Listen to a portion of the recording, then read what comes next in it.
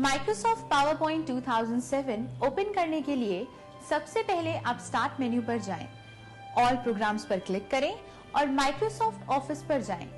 उसके बाद आप माइक्रोसॉफ्ट पावरपॉइंट 2007 पर जाएं। जैसा कि आप देख रहे हैं, आपके सामने पावरपॉइंट ओपन हो गया है। ऊपर कॉर्नर में आप देखेंगे ऑफिस बटन, इसी के साथ में आप देखेंगे क्विक एक्सेस टूल बार, और ये जो आप देख रहे हैं प्रेजेंटेशन 1, इसे बोला जाता है टाइटल बार। ये जो आप थंबनेल देख रहे हैं, इसे बोला जाता है स्लाइड्स या आउटलाइन प्लेन। नीचे इस बार को बोला जाता है स्टेटस बार। ये जो एरिया आप देख रहे हैं, इसे बोला जाता है नोट्स प्लेन। ये दाईं तरफ जो आप देख रहे हैं, इन बटन्स को बोला जाता है व्यू बटन्स। साथ ही में आप देखेंगे scroll bar, quick access tool bar. Quick access tool bar द्वारा आप किसी भी कमांड को यहां ऐड कर सकते हैं और उस पर क्लिक करके आप किसी भी कमांड को रन कर सकते हैं। व्यू बटन्स, जैसा कि आप देख रहे हैं, यहां पर 3 बटन्स हैं। अभी आपकी स्लाइड्स नॉर्मल व्यू में हैं। दूसरा बटन है स्लाइड सॉर्टर। इसके द्वारा आप स्लाइड को इस तरह देख सकते हैं।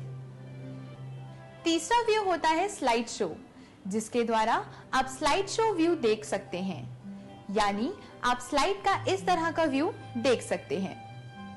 Creating a new presentation. MS PowerPoint by default आपको एक प्रेजेंटेशन देता है, और अगर हमें कोई नई प्रेजेंटेशन क्रिएट करनी है तो उसके लिए आप सबसे पहले ऑफिस बटन पर जाएं और न्यू पर क्लिक करें। न्यू पर क्लिक करते ही आपके सामने एक डायलॉग बॉक्स ओपन हो जाता है। अब आप ब्लैंक प्रेजेंटेशन पर जाएं और क्रिएट पर जाकर क्लिक करें। Adding a new slide. PowerPoint में कई पेजेस या स्लाइड हो सकती हैं, जिसके अंदर कई टेक्स्ट, ग्राफिक्स या मूवीज हो सकते हैं। इन्हें प्रिंट भी किया जा सकता है और कंप्यूटर पे दिखाया भी जा सकता है। इसके अलावा प्रोजेक्टर द्वारा इसे पेश भी किया जा सकता है। किसी भी प्रेजेंटेशन में नई स्लाइड ऐड करने के लिए आप सबसे पहले ऊपर रिबन में होम पर जाइए, फिर स्लाइड्स ग्रुप में जाएं और ये जो आपको आइकन दिख रहा है न्यू स्लाइड, उस पर क्लिक करें। ऐसा करते ही आपकी प्रेजेंटेशन में एक नई स्लाइड ऐड हो जाएगी। ये जो स्लाइड अभी ऐड हुई है, ये सबसे ज्यादा यूज होने वाली स्लाइड है, और अगर आप दूसरे डिफरेंट लेआउट की स्लाइड ऐड करना चाहते हैं तो उससे आइकन के ठीक नीचे एक छोटा सा एरो है, उसे क्लिक करें और यहां से आप कोई भी लेआउट चुन सकते हैं। हमने चुना टेबल एंड कंटेंट लेआउट। इसमें आप देखेंगे बीच में बहुत सारे आइकन्स दिए हुए हैं। इन आइकन्स के द्वारा आप इसमें tables, charts, graphics, pictures, clip art और मीडिया क्लिप ऐड कर सकते हैं। टेबल ऐड करने के लिए आप इस आइकन पर जाएं और क्लिक करें। आप देखेंगे आपके सामने insert table dialog box open हो जाएगा। अब आप यहां कॉलम्स एंड रो के नंबर डालकर टेबल बना सकते हैं। जैसा हमने नंबर डाले 5 और रोज के नंबर डाले 2। अब आप ओके पर क्लिक करें। जैसा कि आप देख रहे हैं, टेबल ऐड हो चुका है। इसी प्रकार आप इसमें चार्ट ऐड कर सकते हैं। आप कोई भी स्मार्ट आर्ट ग्राफिक भी इसमें ऐड कर सकते हैं। उसके लिए आप इस पर क्लिक करें और इनमें से कोई भी ग्राफिक आप चुनें, जैसा कि यह है, और ओके पर क्लिक करें। जैसा कि आप देख रहे हैं, ग्राफिक्स इसमें ऐड हो चुकी है। इसी तरह से आप कंप्यूटर में पड़ी कोई भी फाइल या पिक्चर इसमें ऐड कर सकते हैं। इसके लिए आप इसमें क्लिक करें। आपके सामने insert picture dialog box open हो जाएगा। अब आप अपने कंप्यूटर में रखी कोई भी पिक्चर इसमें ऐड कर सकते हैं। साथ ही में आप देखेंगे क्लिप आर्ट, जो आपको कोई भी क्लिप आर्ट ऐड करने की सुविधा देता है। क्लिप आर्ट ऐड करने के लिए आप इस पर क्लिक करें। साथ ही में ये विंडो ओपन हो जाएगी। आप यहां से इसमें कोई भी क्लिप आर्ट ऐड कर सकते हैं। इसी प्रकार से आप मीडिया क्लिप भी इसमें ऐड कर सकते हैं। पावरपॉइंट में आप कस्टम एनिमेशन द्वारा text, graphs, animation, tables, movies और किसी भी तरह का ऑब्जेक्ट ऐड कर सकते हैं। आप स्लाइड्स के बीच में ट्रांजिशन दे सकते हैं। तो आइए अब आपको बताते हैं कि किस तरह आप एक प्रेजेंटेशन बना सकते हैं। आइए अब जानते हैं कि MS पावरपॉइंट में किस तरह थीम्स अप्लाई किए जाते हैं। थीम्स अप्लाई करने के लिए आप सबसे पहले रिबन में बने डिजाइन ऑप्शन पे जाएं। यहां आपको थीम्स ग्रुप में बाय डिफॉल्ट 20 थीम्स मिलेंगी। आप इसमें से कोई भी थीम इस पर से क्लिक करके इसमें ऐड कर सकते हैं। और अगर आपको और थीम्स चाहिए तो इसी में नीचे दिए गए option more themes on Microsoft office online पे क्लिक करें, लेकिन इसके लिए आपके पास इंटरनेट होना जरूरी है। किसी भी प्रेजेंटेशन को और आकर्षित बनाने के लिए आप क्लिप आर्ट ऐड कर सकते हैं। क्लिप आर्ट ऐड करने के लिए आप सबसे पहले एक स्लाइड लेआउट लें। अब आप क्लिप आर्ट नीचे मिडिल रो में बने आइकन द्वारा भी सिलेक्ट कर सकते हैं। नीचे बने इस क्लिप आर्ट आइकन पर क्लिक करें। जैसा कि आप दाईं तरफ देख सकते हैं, एक पैलेट ओपन हो जाएगा। आप यहाँ पे सर्च ऑप्शन में कोई भी कीवर्ड डालकर सर्च कर सकते हैं। जैसे हमें चाहिए फ्लावर, तो हम डालेंगे फ्लावर और गो पर जाकर क्लिक करेंगे। जैसा कि आप देख सकते हैं, यहाँ पर फ्लावर की क्लिप आर्ट आ गई है। आप अगर इस पे क्लिक करेंगे तो क्लिप आर्ट स्लाइड के बीच में आ जाएगा। आप इसे मूव करके कभी भी रख सकते हैं। आप इसे चेंज भी कर सकते हैं। आप इसे रीसाइज भी कर सकते हैं। आइए अब देखते हैं किसी स्लाइड में चार्ट कैसे ऐड किया जाता है। आप किसी भी स्लाइड में चार्ट मिडिल रो में बने चार्ट आइकन के द्वारा ऐड कर सकते हैं। इस पर क्लिक करते ही insert chart dialog box open होगा। आप यहां से कोई भी चार्ट चुन सकते हैं और ओके पर जाके उसे स्लाइड में प्लेस कर सकते हैं। आप चार्ट ऊपर रिबन में जाकर डिजाइन ऑप्शन से भी ऐड कर सकते हैं और आप इसे इंसर्ट टैग में जाकर इंसर्ट चार्ट में जाकर भी प्लेस कर सकते हैं। स्लाइड शो व्यू, इसके द्वारा आप किसी भी प्रेजेंटेशन का व्यू फुल स्क्रीन पर देख सकते हैं। जैसे हमने इस प्रेजेंटेशन का व्यू फुल स्क्रीन पर देखना है, तो उसके लिए आप सबसे पहले रिबन में बने व्यू टैग पर जाएं और प्रेजेंटेशन व्यू में स्लाइड व्यू पर जाएं। जैसा कि आप देख सकते हैं, प्रेजेंटेशन का व्यू फुल स्क्रीन पर आ गया है। इसे बाहर जाने के लिए आप अपने कीबोर्ड से एस्केप का बटन दबाएं और नेक्स्ट स्लाइड देखने के लिए पेज अप और प्रीवियस स्लाइड देखने के लिए पेज डाउन का बटन दबाएं। आप इन्हें अपने माउस के लेफ्ट क्लिक द्वारा भी देख सकते हैं। स्लाइड ट्रांजिशन द्वारा आप अपनी प्रेजेंटेशन को और बेहतर बना सकते हैं और उसमें माय सर्च ऐड करके और भी प्रोफेशनल बना सकते हैं। ट्रांजिशन ऐड करने के लिए आप सबसे पहले रिबन में बने व्यू टैब पर जाएं और प्रेजेंटेशन व्यू में जाकर स्लाइड सॉर्टर पर क्लिक करें। यहाँ पर जिस स्लाइड पर आपको ट्रांजिशन ऐड करने हैं उसे सिलेक्ट करें। अब आप ऊपर रिबन में एनिमेशन टैब में जाएं। अब आप transition to the slide group में जाकर किसी भी तरह की ट्रांजिशन चुनें और स्लाइड में ऐड करें। जैसे हमने ऐड करी ये वाली ट्रांजिशन। अब आप कस्टम एनिमेशन द्वारा एनिमेशन को कस्टमाइज भी कर सकते हैं। जैसे हमने इसमें कोई इफेक्ट ऐड करना हो तो कस्टम एनिमेशन पैलेट पर जाएं और ऐड इफेक्ट पर क्लिक करें और अपने मुताबिक कोई भी इफेक्ट ऐड करें। कस्टम एनिमेशन टैब में ही आप प्ले पर जाकर इसे प्ले कर सकते हैं और देख सकते हैं। और अगर आप स्लाइड शो पर क्लिक करते हैं तो ये आपको इसका स्लाइड शो व्यू दिखाएगा। चलिए अब इससे बाहर आ जाते हैं। तो आइए अब हम देखते हैं कि स्लाइड में एनिमेशन कैसे ऐड करते हैं। किसी भी स्लाइड में एनिमेशन ऐड करने के लिए आप सबसे पहले उसे सिलेक्ट करके रिबन में बने एनिमेशन टैब में जाएं और एनिमेशंस ग्रुप में जाएं। ऊपर आप देखेंगे एक एनिमेशन बटन, साथ ही में आप देखेंगे एक एरो। अब आप एरो पर क्लिक करें और यहां से किसी भी तरह का एनिमेशन चुनें। आइए अब जानते हैं मास्टर स्लाइड्स के बारे में। मास्टर स्लाइड्स वह स्लाइड्स होती हैं जिनमें आप अपनी मर्जी के मुताबिक डिजाइन्स ऐड कर सकते हैं और वह डिजाइन्स बाकी स्लाइड्स में ऑटोमेटिकली हो जाता है। तो आइए जानते हैं मास्टर स्लाइड्स कैसे बनाए जाते हैं। मास्टर स्लाइड्स बनाने के लिए आप सबसे पहले ऊपर रिबन में व्यू टैब पे जाइए, आप प्रेजेंटेशन व्यू ग्रुप में जाएं, इसके बाद आप स्लाइड मास्टर आइकन में जाकर क्लिक करें। जैसा कि आप देखेंगे कि ये स्लाइड एक मास्टर स्लाइड बन चुकी है। अब अगर आप इसमें कोई थीम ऐड करना चाहते हैं, कोई इफेक्ट ऐड करना चाहते हैं, कोई कलर, फॉन्ट एक्सेट्रा ऐड करना चाहते हैं, तो आप यहाँ पर ऊपर रिबन से ऐड कर सकते हैं। जो भी स्टाइल आप यहाँ सेट करते हैं, वही स्टाइल ऑटोमेटिकली यहाँ सारी प्रेजेंटेशन में सेट हो जाता है। जैसा कि अब हम इसमें थीम ऐड करेंगे। थीम ऐड करने के लिए आप मास्टर स्लाइड्स पर क्लिक करें और ऊपर रिबन में एडिट थीम पर जाएं और थीम्स आइकन पर जाकर क्लिक करें और कोई भी थीम ऐड करें। अब आप देखेंगे कि सारी स्लाइड्स में ये थीम ऐड हो गई है। अब आप जो भी स्लाइड लेंगे उसमें ये थीम और पैटर्न अपने आप ही ऐड हो जाएगा। Slide show view. प्रेजेंटेशन वह सभी स्लाइड्स होती हैं जिन्हें आप अपनी ऑडियंस को दिखाने के लिए डिजाइन करते हैं। इन्हें स्लाइड शो भी बोला जाता है। स्लाइड शो व्यू किसी भी प्रेजेंटेशन को अपनी ऑडियंस को दिखाने से पहले आपको उसे स्लाइड शो व्यू में देखना जरूरी है, जिससे आपको अंदाजा हो जाए कि आपकी प्रेजेंटेशन फुल स्क्रीन पर कैसी दिखेगी। अब हम जानेंगे पावरपॉइंट 2007 में डिफरेंट व्यूज के बारे में।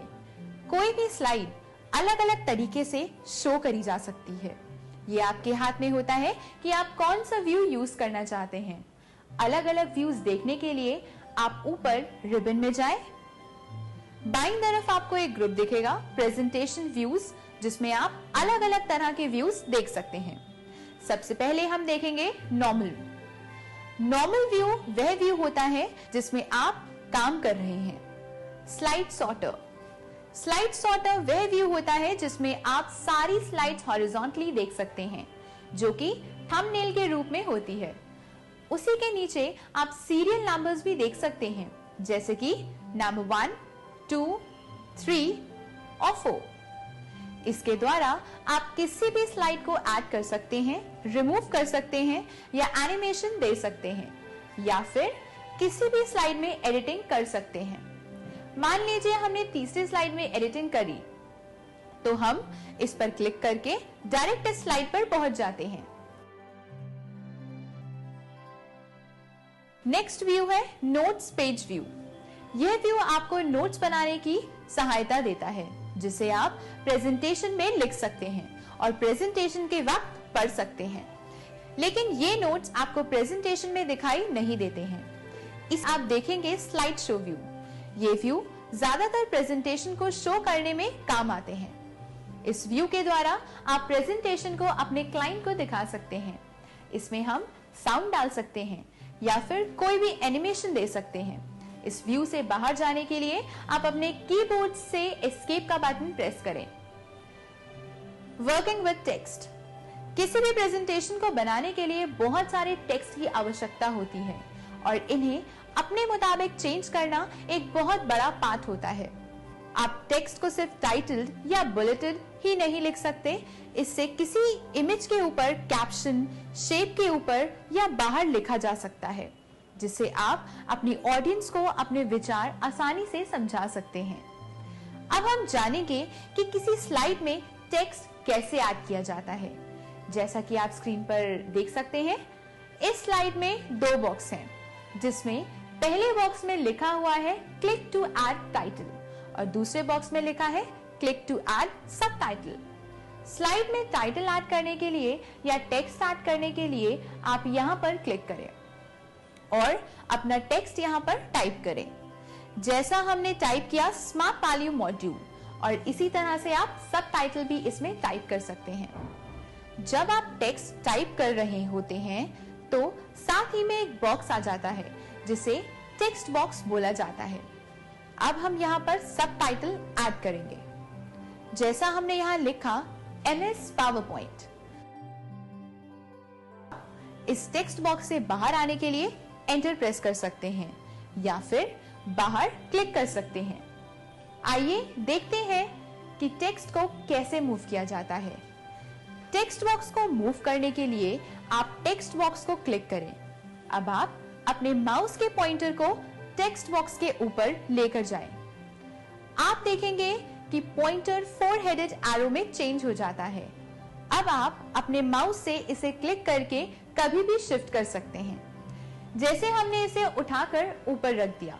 टेक्स्ट बॉक्स को रीसाइज करने के लिए आप टेक्स्ट बॉक्स के बॉर्डर पर जाएं और आप देखेंगे कि आपके माउस का पॉइंटर डबल हेड एरो में चेंज हो जाता है।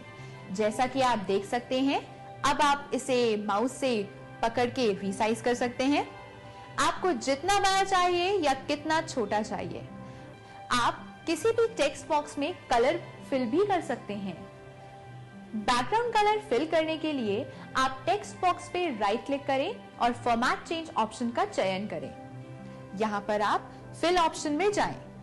अगर आपको इसमें कोई कलर नहीं चाहिए तो नो फिल पर क्लिक करें। अगर आप इसको किसी सॉलिड कलर में चाहिए तो सॉलिड पर क्लिक करें।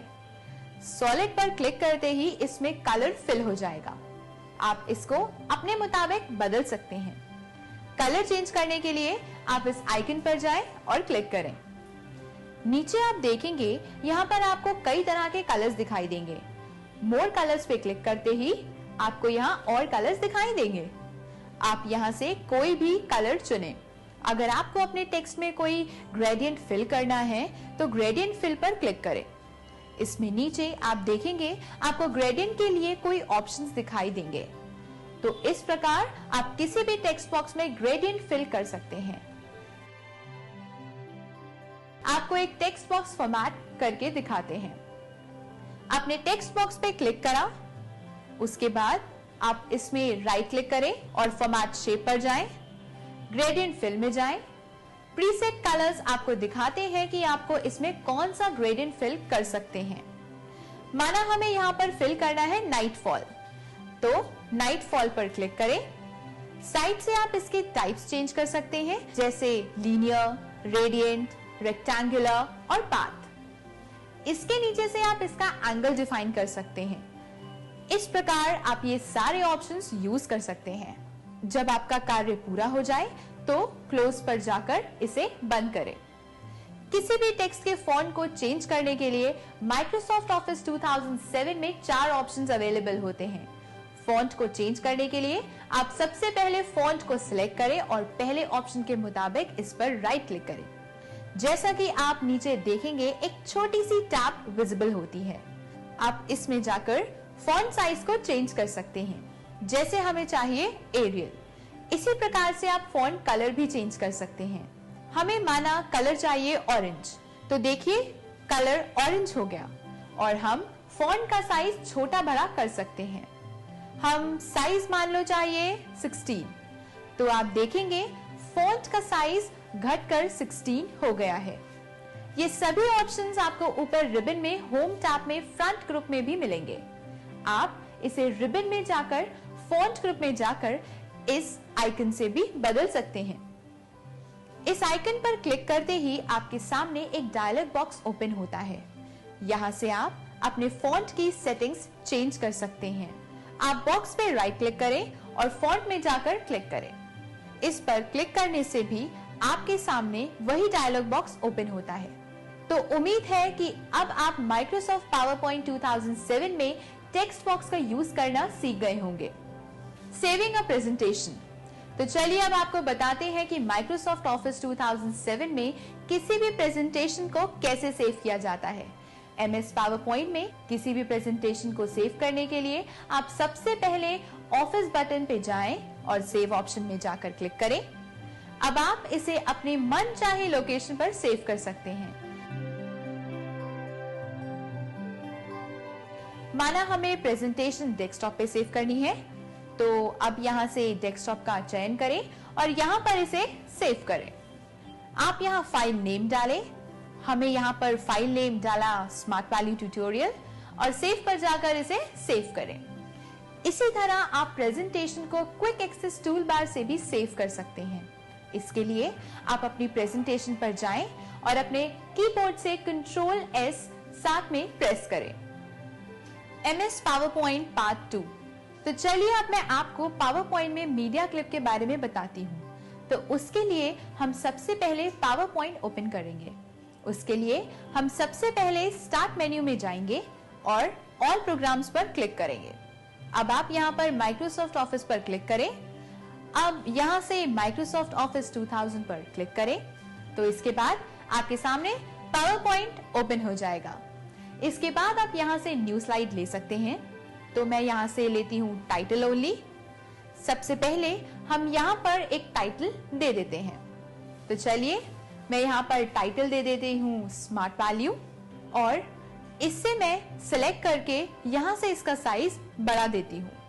साइज इसका मैं दे देती हूँ 66 और इसे मैं कर देती हूँ बोल्ड। अब हम यहाँ पर कुछ टाइप कर लेते हैं, जैसे कि मैं यहाँ पर टाइप करती हूँ दिस इज न्यू स्लाइड। उसके बाद मैं इसका कलर भी यहाँ से चेंज कर देती हूँ और इसे भी मैं बोल्ड कर देती हूँ।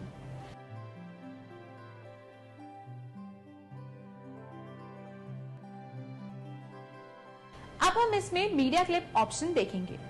तो मीडिया क्लिप ऑप्शन के लिए हम सबसे पहले इंसर्ट क्लिप में जाएंगे और यहां से हम रिबन में से मीडिया क्लिप ऑप्शन चूज करेंगे। अब आप यहां से मूवी या साउंड कुछ भी ऐड कर सकते हैं। तो चलिए हम सबसे पहले मूवी ऐड करते हैं। उसके लिए आप यहां पर क्लिक करेंगे। यहां पर आपको दो ऑप्शंस दिखेंगे। फर्स्ट है मूवी फ्रॉम फाइल और सेकंड है movie from clip manager. Movie from file में से आप कोई भी मूवी फाइल में से उठा सकते हैं और मूवी फ्रॉम क्लिप ऑर्गेनाइजर से आप कोई भी मूवी क्लिप आर्ट में से ले सकते हैं। तो चलिए मैं यहाँ से मूवी सिलेक्ट कर लेती हूँ। जैसे कि मैं इसे सिलेक्ट करती हूँ तो आप देख सकते हैं यहाँ पर मूवी ऐड हो गई है। अब हम इसे कभी भी मूव कर सकते हैं। आप चाहे तो यहाँ रख सकते हैं, आप इसे राइट में करना चाहे तो राइट में कर सकते हैं या फिर आप कहीं भी मूव कर सकते हैं। तो मैं चलिए इसका साइज थोड़ा सा यहाँ से बढ़ा देती हूँ। तो इस तरह से हमने मूवी ऐड करी। तो चलिए अब हम देखेंगे इसका प्रीव्यू। उसके लिए हम यहाँ व्यू बटन से हम स्लाइड व्यू ऑप्शन बटन चुनते हैं। तो आप यहाँ पर देख सकते हैं हमने टाइटल दिया था स्मार्ट वैल्यू और उसके बाद हमने टेक्स्ट दिया था दिस इज न्यू स्लाइड और उसके बाद हमने यहाँ पर मूवी ऐड की थी जो आपको यहाँ पर प्ले होती हुई दिख रही है। तो इस तरह से हम पावर पॉइंट में मूवी क्लिप का इस्तेमाल कर सकते हैं। चलिए अब हम साउंड भी इसमें ऐड करते हैं। उसके लिए हम यहाँ पर साउंड क्लिप्स बटन पर जाएंगे और यहाँ आपको 4 ऑप्शंस दिखाई देंगे। पहला है साउंड फ्रॉम फाइल, दूसरा है साउंड फ्रॉम क्लिप ऑर्गेनाइजर, तीसरा आप देख सकते हैं प्ले सीडी ऑडियो ट्रैक और फोर्थ ऑप्शन आपको यहाँ पर दिख रहा है रिकॉर्ड साउंड। अगर आप क्लिप फाइल में से कोई साउंड इंपोर्ट करना चाहते हैं तो फर्स्ट ऑप्शन चुनिए और अगर आप क्लिप ऑर्गेनाइजर में से साउंड को इंपोर्ट करना चाहते हैं तो सेकेंड ऑप्शन चुनिए।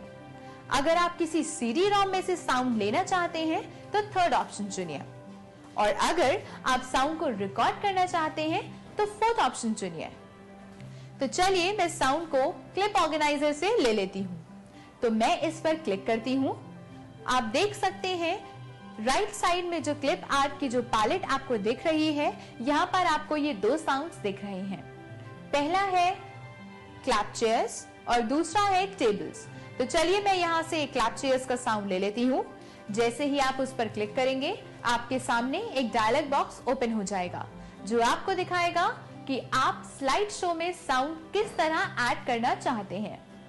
अगर आप चाहते हैं कि स्लाइड शो में साउंड ऑटोमेटिकली स्टार्ट हो तो आप इस पर क्लिक करें और अगर आप चाहते हैं कि जब आप माउस को क्लिक करें तब आपका साउंड स्टार्ट हो तो आप यहाँ पर क्लिक करें। पर मैं चाहती हूँ कि मेरा साउंड ऑटोमेटिकली स्टार्ट हो, इसलिए मैं इस पर क्लिक कर देती हूँ। तो जब आप स्लाइड शो व्यू देखेंगे तो आप देखेंगे कि साउंड आपको ऑटोमेटिकली सुनाई देगी। तो चलिए अब मैं इसे एस्केप कर देती हूँ। तो इस तरह से मैं यहाँ से बाहर आ जाती हूँ। तो इस तरह से हमने मीडिया क्लिप का इस्तेमाल करना सीखा, जिसके द्वारा हमने अपनी स्लाइड में मूवी ऐड करी और साउंड ऐड किया, जो कि प्रेजेंटेशन को आकर्षित बनाने में बहुत जरूरी होता है। तो चलिए अब हम पावर पॉइंट 2007 में रिव्यू के बारे में सीखते हैं। तो उसके लिए हम सबसे पहले यहाँ पर एक स्लाइड लेंगे और उसमें एक टाइटल और एक पैराग्राफ टाइप कर लेंगे। तो चलिए अब हम प्रीव्यू ऑप्शन का सबसे पहला ऑप्शन स्पेलिंग देखते हैं। जैसा कि आप देख सकते हैं कि स्पेलिंग ऑप्शन स्पेलिंग मिस्टेक्स को ठीक करने के लिए होता है। तो आप देख सकते हैं कि इस पैराग्राफ में भी कोई मिस्टेक नहीं है। तो स्पेलिंग ऑप्शन को और भी अच्छे से समझने के लिए हम पैराग्राफ में कुछ मिस्टेक्स कर देते हैं। जैसे मैं एनिमेशन में टी को हटा देती हूँ। तो चलिए अब हम देखते हैं कि स्पेलिंग ऑप्शन किस तरह वर्क करता है। जैसे ही हम स्पेलिंग पे क्लिक करते हैं, हमारे सामने ये पैलेट ओपन हो जाती है। यहाँ पर आप देख सकते हैं कि जो हमारा सिलेक्टेड वर्ड है, जो हमने मिस्टेक की हुई है, वो यहाँ पर आपको दिख रही है। और यहाँ पर आप देख सकते हैं चेंज टू सजेशन, जहां से आप सजेशन ले सकते हैं कि आपको इस वर्ड को रिप्लेस करके क्या वर्ड लेना है। तो जैसा कि हम चाहते हैं स्लाइड, तो यहाँ पर हम चेक करेंगे कि स्लाइड है। तो यहाँ पर आप देख सकते हैं कि ये सजेस्ट कर रहा है स्लाइड। तो हम यहाँ पर इस पे क्लिक कर देंगे।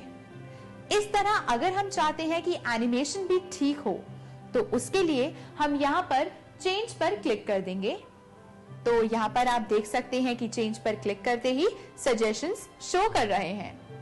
और यहाँ पर आप देख सकते हैं कि ये सजेस्ट कर रहा है एनिमेशन, क्योंकि हम चाहते हैं कि ये वर्ड एनिमेशन हो। तो हम इस पर क्लिक कर देते हैं।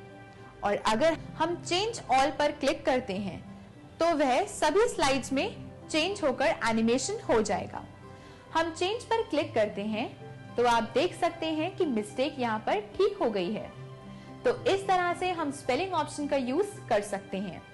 इसी तरह से आपको दूसरा ऑप्शन यहाँ दिख रहा है रिसर्च।